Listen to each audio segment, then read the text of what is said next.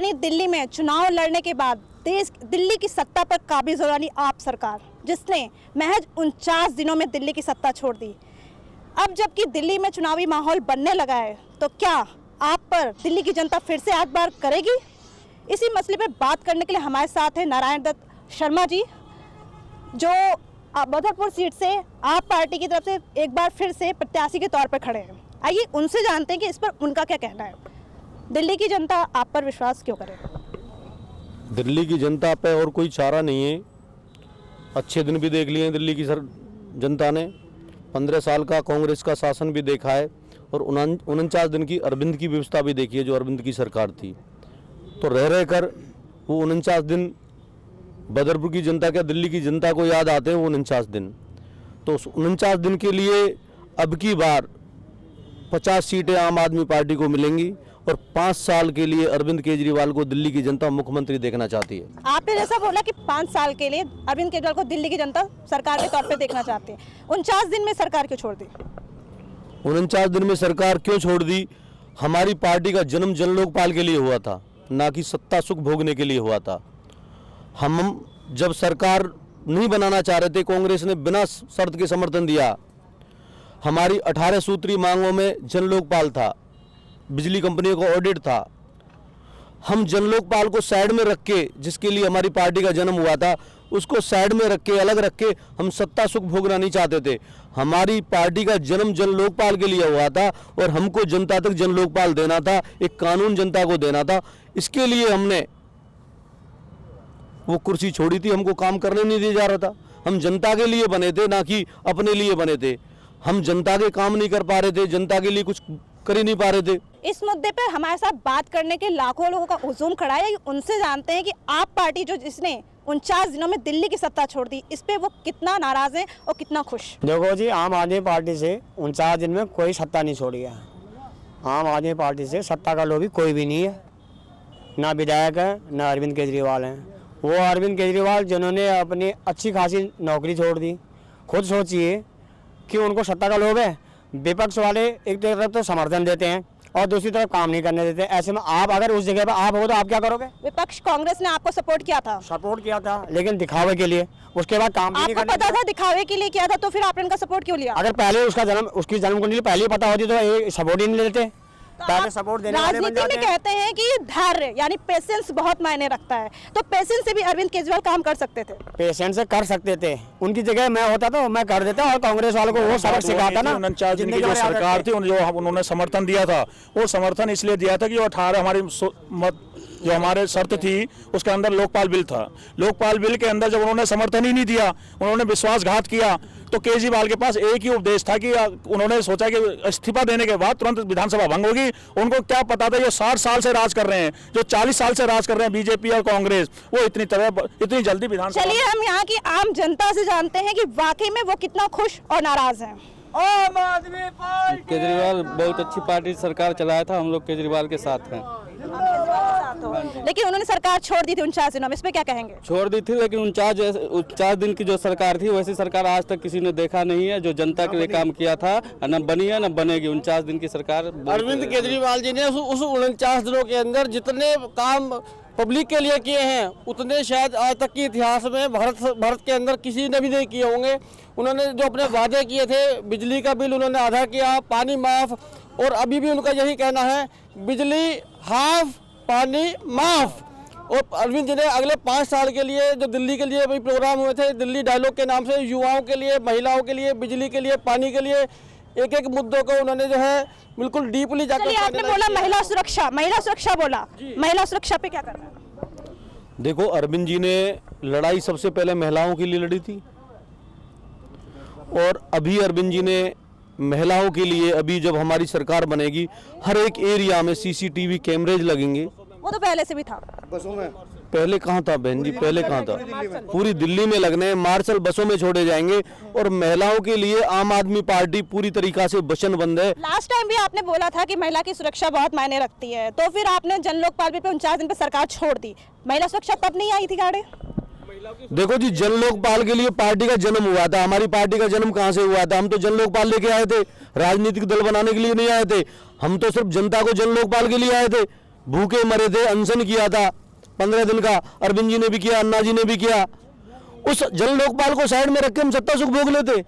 सत्ता सुख भोगने की बात नहीं, यहाँ पे महिला सुरक्षा की बात हो रही है, जो दिल्ली में बहुत अहम है। जैसा कि अभी हाल ही में उबर रेप कांड हुआ, उससे पहले 16 दिसंबर का कांड हुआ था। अमूमन ऐसे बहुत से केसेस आते रहते हैं, उस पर क्या एक्शन होता है? अगर ऊपर का सिस्टम ठीक होगा ना तो नीचे का अपने आप सिस्टम ठीक हो जाएगा। पुलिस लापरवाह है। अरविंद जी किस लिए वहाँ बैठे थे? क्योंकि पुलिस हमारे पास नहीं है। अगर पुलिस मुस्तैदी से काम करे, सिर्फ उगाही करती है। महिलाओं, हमारी भी बच्ची है, हम भी परिवार से निकले, हमें भी दर्द होता है, अरविंद जी को भी कष्ट होता है। और ये एक एक बहन, एक एक माता समझती है कि अरविंद जब उस कुर्सी पे बैठेगा तो जरूर कुछ व्यवस्थाएं परिवर्तन होंगे। ऐसा तो हर पार्टी करती है, ऐसा तो हर पार्टी कहती है कि हम आएंगे तो ये करेंगे। बीजेपी कहेगी, कांग्रेस कहेगी, जो निर्दलीय वो भी कहेंगे। आप ऐसा क्या करेंगे महिलाओं के लिए? 49 दिन की सरकार। देखो 49 दिन में आपने देखा है, हर पार्टी कहती है, लेकिन आपको ये देखना पड़ेगा कि वो पार्टी कहीं ना कहीं अलग है। उन पार्टियों ने 68 साल तक भारत पे राज किया है। हमने 49 दिन, और उस 49 दिन के लिए आप कह रहे हो अरविंद से 49 दिन में चले गए, क्यों नाराज है? किसी पे फर्क नहीं पड़ता था पहले जब सरकारें जाती थी आती थी। इस 49 दिन की सरकार से क्यों फर्क पड़ा? उनको तकलीफ हुई कि जैसे तो उनको राहत मिली है, बिजली के बिलों में राहत मिली है, भ्रष्टाचार में राहत मिली है, और अरविंद जी चले गए। अरविंद जी की कुछ मजबूरी क्या थी? मजबूरी ये मजबूरी थी, पूरी सीट नहीं थी। दिल्ली में महिला सुरक्षा बहुत ही बड़ा मुद्दा है। अभी हाल ही में उबर रैप केस में एक महिला के साथ बलात्कार हो जाता है 15 मिनट के अंदर। 16 दिसंबर की घटना जो अभी तक नासूर बनी हुई है, उस पर क्या कहना चाहिए? महिला सुरक्षा के लिए हम सिर्फ इतना ही बोलना चाहेंगे कि अरविंद केजरीवाल जी जो आएंगे ना, जो उन्होंने वादे किए हैं महिला सुरक्षा को लेकर के, बस के अंदर के मार्शल के लिए बोला है, वो हकीकत में ही होने वाला है। अब व्यवस्था तो बदलेगी ही बदलेगी। और मैं भी एक महिला हूँ, मुझे भी तकलीफ होती है, मुझे भी लोग यहाँ पर, मेरा आखिर उम्र क्या नाम 50 साल की मेरी उम्र है, मुझे भी लोग टच करते हैं, मुझे भी छेड़ाछाड़ी करते हैं। तो क्यों? मैं अरविंद केजरीवाल की एक सच्ची सिपाही हूँ, इसलिए लोग मेरे टोपी। एक महिला होने के नाते, एक महिला होने के नाते क्या आशाएं हैं? मुझे महिला होने की आशा यही है कि मैं आगे बढ़ती चली जा रही हूँ, और मैं महिलाओं को जितना भी है जागरूकता पैदा हो रही है, और घर घर जा करके मैं सबके अनाउंस करती हूँ। और आज लाखों की तादाद में मेरे साथ महिला शक्ति है। और आखिर ऐसा क्या होगा दिल्ली में? आखिर ऐसा क्या होगा देश की राजधानी दिल्ली में कि महिला रात में अगर 12 बजे भी निकले तो उसे किसी का साथ ना लेना पड़े? 16 दिसंबर में उसके साथ एक बंदा था वहाँ पे, फिर भी उस लड़की के साथ सरेआम रेप हो जाता है। ग्रुप जिसे कहते हैं सामूहिक रेप, गैंग रेप होता है। लेकिन अब क्या ऐसी तब्दीली लाई जाएगी? ऐसी क्या तब्दीली लाई जाएगी जिसपे महिला जो बाहर से लड़कियां आ रही हैं, जैसे मेरी जैसी बहुत सी लड़कियां यहाँ पे रहती हैं, डरती हैं 10 बजे के बाद निकलने में, वो डर कब खत्म होगा? वो डर जल्दी खत्म होने वाला है। आप पार्टी आने वाली है, सरकार आने वाली है, आप 49 के दिन की सरकार को देख लीजिए, और ये केजरीवाल जी आएंगे, व्यवस्था हमारी पार्टी आती है तो आप ऐसा कैसे कह सकती हैं आपकी आप पार्टी आएगी तभी? ईमानदारी उनके ऊपर शक नहीं है, हमें ईमानदारी के ऊपर शक नहीं है। ईमानदारी पर शक की बात नहीं है, यहाँ पे महिला सुरक्षा की बात हो रही है। उसके अंदर मार्शल के लिए उन्होंने कैमरा कर दिया, और पार्टी का महिला शक्ति पर आम आदमी पार्टी का एक खाका तैयार हो रहा है, जिसमें हर बस में सीसीटीवी कैमरे लगेंगे, मार्शल बैठाए जाएंगे। अगर महिला के साथ आपने कहा CCTV camera martial art, CCTV camera martial art कहाँ तक कारगर साबित होंगे? जब लोगों की मानसिकता में खोट भरा है तो कहाँ तक साबित होंगे? नहीं, बदलाव होगा। नारी शक्ति बदल चुकी है और जाग चुकी है। आज देख लीजिए, आज दोनों बहनों ने क्या आतंक कर रखा, आतंक नहीं कहूंगी मैं उसको, लोगों ने उसको उन लोगों ने उसको दबाने की कोशिश कर रहे हैं, लेकिन वो भी किसी की बेटी है, वो भी महिला शक्ति है। और इस पे एक बात कहना चाहूंगी कि महिला जब उसके साथ रेप होता है या उसके साथ टीजिंग होती है, छेड़छाड़, जब वो इसकी गुहार लेके जाती है तो उस पर कोई केस दर्ज नहीं होता, उसको बहुत ही ज्यादा प्रताड़ित किया जाता है। इस पे कब एक्शन होगा? होने वाले, बहुत जल्दी होने वाले।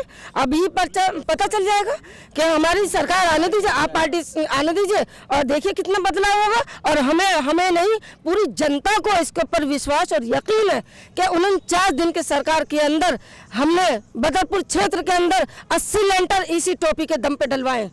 तो सरकार कहीं ना कहीं हमारी व्यवस्था बदलाव की थी, और क्या माफिया जो थे वो डरने लगे थे। चलिए जानते हैं दिल्ली की जनता से यहाँ पे बदरपुर में कि आखिर उनकी क्या एक्सपेक्टेशन, उनकी क्या आशा है अपने प्रत्याशी से। आपकी क्या आशा है? यहाँ पे जाम की बहुत बड़ी समस्या है। पिछले 20 सालों से दोनों नेता इसी पर राजनीति करते आए हैं और जाम नहीं छूटा है। हमारे नेताजी ने हमें विश्वास दिया यहाँ पे कि जाम की समस्या खत्म होगी। ओजोन लगाया हुआ है, उसकी समस्या है, वो भी खत्म कराएंगे। और यहाँ पे देखिए जी, हमारे बदरपुर में पहली जो समस्या है वो है ओजोन की। ओजोन इतनी बड़ी समस्या है, लोग अपने मकान नहीं बना पाते। आज बदरपुर क्षेत्र में ये तोड़फोड़ चल रही है, सील लगाए जा रहे हैं। ये ओजोन MLA जोन है। अगर हमारी पार्टी मुख्यमंत्री बने केजरीवाल जी, इस बदरपुर क्षेत्र से ओजोन हटा के रखेंगे। और गुंडागर्दी क्षेत्र बहुत है, सफाई की व्यवस्था ठीक नहीं है, लोग बहुत परेशान है। तो हम कहना चाहते हैं आम आदमी से कि केजरीवाल आए, मुख्यमंत्री बने, हमारे छोटे भाई को नरेंद्र शर्मा जी को वोट दीजिए, MLA बनाइए। MLA के बाद या अगले दिन अब जो खत्म हो जाएगा, ये बताना चाहता हूँ। आम आदमी पार्टी जिसका पानी और बिजली अहम मुद्दा था, उस पे कितना काम हुआ है, उस पे जानते हैं दिल्ली की जनता से। आप पानी तो है नहीं है इस क्षेत्र में। पानी तो इस क्षेत्र में बिल्कुल भी नहीं है मैडम जी। पानी की हमें आशा है कि अरविंद केजरीवाल जी पानी मुहैया कराएंगे सभी को और अच्छे से अपना शासन करेंगे और पब्लिक को वो सब प्रोटेक्ट करेंगे। जो महिला सुरक्षा है, महिला सुरक्षा में भी हमारा आशा यही है जी। हमें भी 30 साल हो गए दिल्ली में रहता है, मजदूर आदमी है, रेडी पटरी वाले हैं हम। जब सर अरविंद केजरीवाल जी का 14 दिन में जो कर दे, हमें भी 49 दिन में कोई नेता कर नहीं दिया, उनके हम साथ। स्लम एरियाज की बहुत परेशानी है। आती हूँ मैं, स्लम एरियाज की बहुत परेशानी है दिल्ली में। इस पे क्या आम आदमी पार्टी करी, वो जानते हैं। स्लम एरियाज मैडम देखो, स्लम एरिया में आप जाके देखिए, मैं तो देखता हूँ कि किस तरीका से लोग जी रहे हैं। बड़ी तकलीफ होती है जब क्षेत्र में जाता हूँ।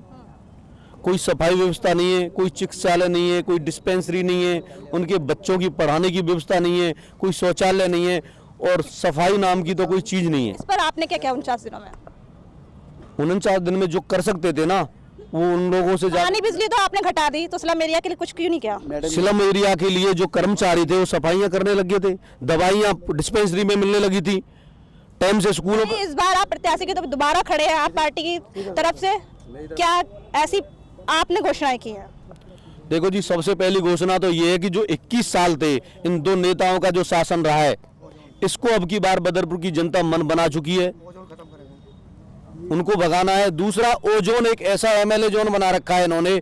अगर एक गरीब आदमी अपने बच्चे की शादी करा, उसको 2 कमरे मकान के बनाने तो पहले लाखों रुपया रिश्वत देनी पड़ती है, उसके बाद मकान बनता है।